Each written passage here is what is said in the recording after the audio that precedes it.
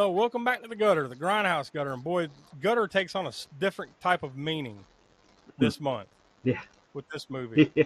Good Lord Almighty. Well, we were kind of still saddled sort of with the Summer of Sasquatch, and we're coming to the end of it, and we've kind of ran through the really good ones here, either here on the Grindhouse gutter or on the show proper, right? Yeah.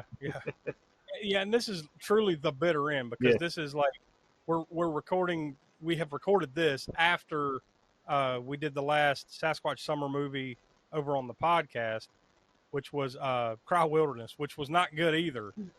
No, boy, if you think that was bad, that's a veritable masterpiece almost compared. Yeah, you're talking about Curse of Bigfoot. Yeah, 1975, which also should be like, if you thought that movie sucked, hold my beer. Yeah, that's just what this should be called. You know, I have to say right up front, I didn't know anything. Well, none of us really knew anything about this movie going into it. We had compiled a list, and that was just one of them, Curse of Bigfoot from 1975. So, not having seen it or know anything about it, I didn't look up anything about it. I just figured we already did some of the more better ones or whatever here at Grindhouse Gutter, and like I said on the show proper, that I'm like, okay, well, 1975 Bigfoot movie, cool. We'll go with that with the Grindhouse Gutter. Not looking into it. First of all, I don't even know if this movie ever even played in the drive-ins or grindhouses, at least in the Curse of the Bigfoot version. We'll get into this too because it's a Frankenstein movie from another movie and some other pieces or whatever that were newly shot for it. But under the Curse of Bigfoot title, I don't know that it played anywhere other than late night TV. That's what I can gather from doing the research after we chose it for the Grindhouse Gutter. And if that being said, I mean it has a feel of that 70s, horror and whatever. So it's close enough. It's just technically, I don't think this movie did play in any drive-ins or grindhouses under the Curse of the Bigfoot title. I mean, if you watch the movie, I could definitely see it playing in a grindhouse. Yeah, you can see that. Or specifically like a drive-in or something like that. I could definitely see that. But yeah, you could see it, but you could also see that there's no, as we'll get into here, and it'll be reflected in the Grindhouse rating at the end. There's no real violence in this movie. And you're talking about 1975. At a time when a movie that looks like it would be in the grindhouse or drive-ins in 1975 had quite plentiful violence in it or something, some exploitation or whatever element, especially if it's called Curse of Bigfoot. This not having any of that, it very well may have been geared straight to go straight to the television market, possibly. Yeah, I mean, because there is a little bit of blood. Yeah, very little bit. Towards the very beginning, where there's like some blood that gets splashed up on a rock, and there's a hand that kind of goes down. Yeah, kind of like right at the beginning, right? Which, all right, that scene right there, it kind of draws you in a little bit. It's kind of like, yeah. Cool, okay, all right. Maybe we'll get a little bit of Bigfoot gore in this one. First of all, and this is probably a good time to say this, you don't even really get Bigfoot. Not really. You get a wraparound story shot in 1970, whatever, 3 or 4, whenever they shot this footage, at the beginning and at the end, and in the middle, apparently made by the same director, but in the early 60s, and this is why there's this different look to it. It's passed off as a flashback. Like the beginning opens up the movie, in sort of typical style for Bigfoot movies, where some biologist is talking about Bigfoot and the folklore of it and all this stuff. That's very common. We found out on all these, pretty much all the major Bigfoot movies we've done, right, from Legend of Boggy Creek to I think. What was the other? The Creature from Black Lake might have had that. Yeah, I think it did have that too, right? So yeah, you have that set in the story, and then you have the flashback of what happened, right? Now, the interesting thing is these actors that are in 1975 in the wraparound part, apparently, they are early 60s to now mid 70s. So you're talking about a good 15 or so years or whatever, maybe somewhere in there. So they're kind of playing adult versions of themselves as when they were, like, I guess, teenagers, right? In that wraparound movie, in the middle section of the movie, some of those actors reprise their roles in the wraparound part where they were, sometime in the future, I guess. Yeah, that was this was 75. So like apparently that original movie was made in, or however it released, it was made in 63. Yeah. This is 12 years later. So that kind of works for it. In a way, that kind of reminded me. I don't know. I don't honestly, I believe, but the Jim Van Bever movie, The Manson Family. Not to go off too much of a tangent, but that movie, he started shooting it and ran out of money, and then he got funding some years down the road, so he decided he was going to be, start making it again. and he used the same actors, and it worked for him because those actors, the way he did it in the movie was he did that flashback kind of thing. Like here they are now talking about what happened to them at that time. You know, some would have been in jail and whatnot. So it kind of works.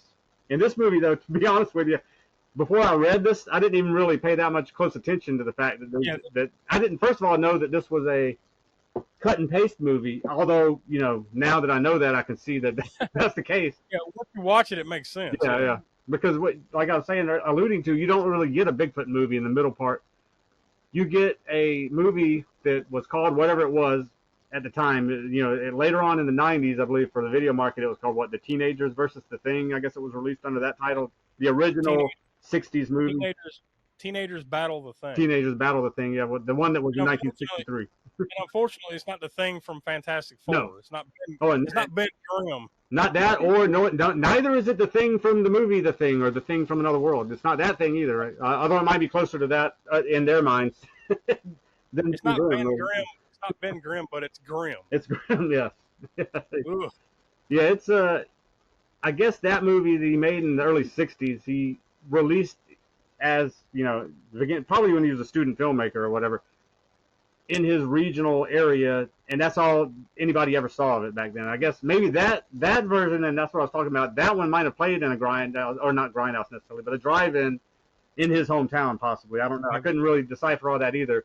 But if this showed at all in the theater, it was probably that version, 1963, right? But later on in the 70s, he decided to, I guess, use this footage of his own, you know, and then do the wraparound part for, you know, because I guess he figured nobody saw it back then but a handful of people in his hometown, so he could make it a Bigfoot movie as Bigfoot was becoming the thing at that point in time. So I would imagine just capitalizing on movies that were similar at that time. Yeah. Because there was, you know, you are in mid-70s now. You kind of got, not a glut, but you got a good handful of these types of movies that are going to the drive-ins and grindhouses, right? So I guess they're just trying to capitalize on that. So, hey, I got this movie sitting around. Let me just top and tail it and send it on its way. Yeah, this was definitely not uncommon. I mean, it happened a little bit, well, around the same time, really, with the Snuff. You know the movie Snuff, right? Even if you haven't seen it. Again, that's a perfect movie for the Grindhouse. That's one that we need to get to. It has somewhat of a similar story, except Snuff became very controversial and notorious, whereas this movie is completely forgotten, right? Well, not completely forgotten. There is, believe it or not, there is a market of people who get some sort of enjoyment out of this. Now, all of us here, I know we love good, bad movies, right? Movies that are terrible, whether it be acting, the script, whatever, but are entertaining in their own right in some way, shape, or form, right? Because we've always said here that, and not just us, this is from somebody else I've heard many times, but the worst sin you can commit as a filmmaker or as a movie is to be boring, right? As long as you're not just completely boring. Well, this movie is almost completely boring, I think, to me. There's not a whole lot going on. There's very few moments within the 88-minute, I think it was, runtime, I think I saw, of this movie that were somewhat entertaining, right? And really the end, which I don't know if we're going to give any spoilers here, because there's not really, I mean, what spoilers are there to give? No, we can't spoil the end, the finale, yeah. Because if somebody actually wants to watch this movie, then that's the only thing we're watching it for. Yeah, there's little moments, and like that one, the finale, as well as the other nuggets aren't as good as that one. Let's just say if you do watch this because you are a completist when it comes to Bigfoot movies or whatever, you will enjoy the last part at least, you know. But there's a part where this isn't really giving anything away. I mean, it's typical Bigfoot lore, where they're driving in a truck down this dirt road and see Bigfoot. I'd say he saunters, but not like the Patterson Gimli. Is that the name of it? I keep forgetting what the name of Patterson Gimli. Not quite like that though. He just kind of like somebody who you told somebody to throw this suit on, which wasn't really a Bigfoot suit either. It was the Thing, right, from this movie that we talked about, whatever. And to go walk into the woods over there or something. No, that's the only direction you give, and you just walk into the woods and go behind that tree right there. And that's what he does. And the people in the truck driving down the road say, "Oh, what the hell was that? Was that Bigfoot?" What? You know, they get out and then they proceed to look for Bigfoot for the next half hour or so. Yeah, I was God Almighty. Well, they clearly they had nothing, so let's just pad this out with wandering about the woods. Yeah, and it happens more than once. At first, you know, you're like, okay, well, there's Bigfoot behind the tree. Oh, that was kind of funny or whatever. And then they go look for him. Then it's tedious boredom for, like I said, I don't know how long. I mean, you might be exaggerating the 30 minutes, but a long time, a lot longer than it needed to be for them just wandering around the woods looking for this Bigfoot and then seeing the Bigfoot's foot, which this had to be inserts because, again, this movie that they did the wraparound with wasn't a Bigfoot movie, but they show Bigfoot's foot in a close-up as he's kind of, and when they're looking for him, he's hiding from them, I guess, or whatever, in the brush. And they make it a point of showing his foot or whatever. So I guess that was an insert that he shot. And it's got to be one of the worst makeup jobs we've ever seen here, right? Yeah. This is like shit Hall of Fame here, like makeup job wise. Yeah, it kind of looks like. It reminds me of. What's that? It looks like paper mache. Yeah, I was about to say paper mache and those Now I'm not this old, but I know, hearing interviews of people, stuff from the 50s. The comic books and stuff like Tales from the Crypt, where it had the masks in the back of the magazine, and they look really cool, and then they're like 10 cents or whatever it is, or $1. Oh, that's pretty cheap. So they would order it, and then they would get it, and it would be this really terrible piece of rubber that had bad painting. And I'm talking about like the Shock Monster and all those masks that were later done by Don Post Studios and really great versions of them. But yeah, the original ones that you would order would look like something this creature wore in this movie. Yeah. So, like I said, it wasn't even supposed to be Bigfoot. It was the creature or whatever. There's little to zero redeeming qualities in this movie. Yeah. I feel safe in saying, at least for me, I never want to witness any moment of this ever again. No, I don't. This is Spookshow Hall of Fame, like the worst thing. If it ain't the worst, it's like top 5 worst thing we've ever watched. And on anything we've done, podcast, any of these YouTube series, anything, Crapsterpiece even, maybe. I mean, just bad. Well, maybe. I don't know. I don't know. I think I would still. I don't know if I'd want to watch. God, would I want to watch Cats, the musical again before this? I don't think I could do that. Or that movie that me and Donnie watched that you didn't have to watch because I think it was yours that won, right? That hell was that comedy? There was a number of those. Disaster movie. That was it. God, I think I would watch. I would definitely watch Curse of Bigfoot before I'd watch Disaster movie again. Yeah. That's me personally though, and that's saying a lot because is it? Yeah. I hated that movie and Cats too. Have different things going on. This is just the same thing over and over. Yeah, but I don't know. This isn't even like, you can't even laugh at this. No. Like I'll give you that. At least Cats are there's something funny. Like, this is so bad, I gotta laugh at it. This isn't even like, the joke's on you for watching it. That's the only, if you're laughing, you're like the Joker. You're a nihilist or anarchist or something. I don't know. Well, what we do here on Grindhouse Gutter is we, since the professor, this is his baby, we let him rock it. So we, first you're going to do the Grindhouse Gutter rating. So that's a 0 through 10. Basically the way we always describe it, is what makes it grindhousey. All the elements put together, what makes it grindhouse worthy, 0 through 10, 10 being the best. So what do you say?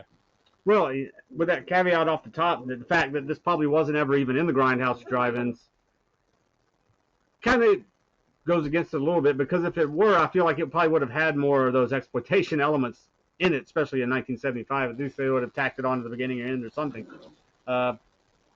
If it was going straight to late night TV where they would have a lot of censorship and wouldn't be able to show any of that violence and stuff, I could see that being the case. So the Grindhouse score is going to be really low because I don't think they were shooting for that when they made this movie, even though the style and look and low budgetness of it makes it look like one of those movies. There's nothing here as far as if you're looking for, gore or shock factor or anything like that. Now, I'll give it a little bit just because of the way the monster looked is terrible, but it is pretty damn funny. I mean, he looks like a walking pile of garbage, like a walking pile of yard debris or something, or like he fell in a pile of yard debris or something. There's twigs and there's shiny things that I don't know what it is because the camera work is so terrible, or it's so old, or what faded, or whatever, that you can't really tell exactly. Like probably to its benefit. It's like he got muddy and then fell in a bunch of twigs and leaves, and then stood up and had like fried eggs on his eyes. Yeah, because if you look up this movie, the first thing you'll come across is I don't know if you call it a poster, but box art or whatever it is like the mask that he's wearing, full frame, right in your face. And to me, when I saw that, I thought it was like some kind of Polynesian, East Indian tribal mask thing or something. That's what it looked like, Yeah. Yeah. It doesn't look anything like, but that makes sense now because I didn't know going into it, until I did the research after we watched it, that it wasn't even really a Bigfoot movie, that center part, and the part that you see with the mask most of the time is not a Bigfoot mask, and so yeah, that makes sense now, right? So I think my Grindhouse rating, I'll give it a 1 just for the ending scene, which we're not going to spoil here. Yeah. That and the mask, you can get minuscule enjoyment out of this, I think. It depends on what your level of torture is, right? Like I said, there are people, if you go on and look at some of the reviews of this movie, there are people who have a fondness for it for some reason. Maybe, I guess it's that I never saw this on late night TV. I guess if I'd seen this a few times, maybe on late night TV as a 6 or 7 years old, maybe it would have some sort of nostalgia factor for me. But the fact that I never saw this back then, I can't see me ever watching this movie again. Let's put it that way. Well, if I ever did, now I haven't seen this, but apparently there is a Riff Tracks version. Oh yeah, that's right. Yeah, I saw that. So if I'm ever going to sit down and watch it again, it would be that. I'd never watch this as a real movie again. You mean not even if it was a cleaned up 4K scan of the? That'll never. I feel very confident in saying that will never happen in our lifetime or our children's lifetime, or some pristine print gets found. Maybe 100 years from now, when they're just pumping movies into people's veins through an IV or something, maybe then. But who knows, right? All right. So the last thing that you do is you give out a star rating, but we don't do stars here. We shape it and mold it to whatever genre it is. So this being a horror movie, you're going to do cleavers. So 0 through 5 cleavers. How many do you want to give? I don't know what the lowest rating is on here, but this movie is going to be below whatever that low. I mean, I feel pretty sure that I've never given out a half cleaver before. I don't think so. I might not even get out 1 cleaver. You have done halves, but like never that low. Yeah, never like as low as a half. But the lowest thing that I'm seeing right away is you gave 3 and no, I'm sorry, I'm looking at the wrong thing. I was looking at the gutter rating. Hold on, I'm just kind of scanning through. I see a 2.5 for Strike Commando and To All a Good Night. So those are probably the lowest that I'm seeing here. Well, 2. I see a 2 for Monsters Crash the Pajama Party. Oh yeah. See, now that movie is very much a drive-in or whatever, and you could say it's not much going for it because really it was just a thing to play at the drive-in, and then where they would have people dressed up in monster outfits to come out and run between the cars and scare people, kind of stuff like that. And but even that is, even though I gave it a 2, it's way more entertaining than this is. And I found one more 2, and you just did that 2 months ago when we watched Bigfoot 1970.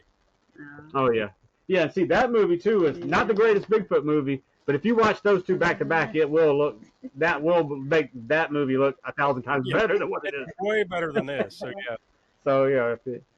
So those are your lowest. So that means this is going to be the new low. So what are you thinking? I don't think I can give it any. I mean, do I need to give some ceiling and floor here to this? I don't think I can't go any more than a half. I don't think a cleaver on the. I think that's being generous. It honestly. Probably is being generous. I'm not going to go with 0 on it yet because, I mean, like I said, 0 would be absolutely nothing redeeming about it. There's nothing redeeming about this, but it has a handful, or maybe slightly less than a handful of moments that are entertaining, right? So yeah. There's that at least. It's not completely 100% shit. I mean, it's just like 99.8%. Well, hopefully it's onward and upward. And by the way, we are completely done with the Sasquatch Summer now. Thank God. Between Cry Wilderness and this, that's it. Yeah. We're not touching Yetis or snow monsters or Bigfoot or abominable snowmen for a long time. No, and to be fair, this is usually the case. I mean, it's probably more so now with the Sasquatch thing because we found out that there's not a shit ton of great Sasquatch movies. There's really only a few, right? Between Polar Predators, where we were doing the Yeti stuff, and now this summer, we pretty much killed Will and Donnie. Like they refuse to come around us anymore. So that's enough. So that being said, moving on to next month, what are we gonna watch? Oh yeah, so we're gonna go back to as you would expect, we've done mostly horror here in Grindhouse Gutter during the summer Sasquatch, but we did do an exploitation one in there as well with the monster and the stripper, aka what was that one? I forget what the other one. Oh, the something ones. What was it? Oh, the exotic ones. The exotic ones, yeah. So we did do a little excursion into exploitation there. So one that we haven't gotten around to in a while though is the action subgenre, right? So we're gonna go back to that. We're gonna go to an Italian action film, and even more specific to that, an Italian Poliziotteschi, which is a police procedural action movie specific to Italian films, right? So, and it's a Charles Bronson one. La Città Violenza, right? City or Violent City, right, in the English language. Also, it was released on a slew of other titles that we'll get to on that episode, but one is The Family. That's probably the most, Violent City and The Family is probably what this movie is best known as. I mean, it had a few others like The Hitman, etc. But like I said, we'll go deeper into that on that episode, on the next episode of Grindhouse Gutter. So this is one that me and Tiana picked up not too long ago on Blu-ray by, I think it's Kino. Put that one out. And but I loved it, and I'm ready to watch it again for this episode. I mean, it was probably about, I don't know, less than a year ago that we watched it. 4 months ago, maybe 5 months ago. I've never seen it. I have heard of it, but I've never sat down and watched it. So I'm ready to wash the taste of Sasquatch Summer out of my mouth. Yeah. This is a good one to do that with.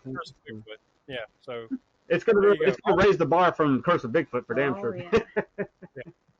So there you go. So we encourage you to stay here on the YouTube channel. We've got tons of other cool stuff, including Hammer Horror in order, where we're watching the Hammer films, horrors and thrillers in the order in which they were released. So stick around on the channel and check those out. And also a good compliment to this series is our other one, Video Vortex, where we basically just focus on straight-to-video releases of the 80s and 90s. So lots of fun to be had on all those other things. We got tons of other stuff here on the channel. And, of course, the All-American Spookshow podcast comes out every Monday at 6 p.m. East, wherever you get your podcast, or once again right here on the channel. So thanks for watching, and we'll talk to you next month.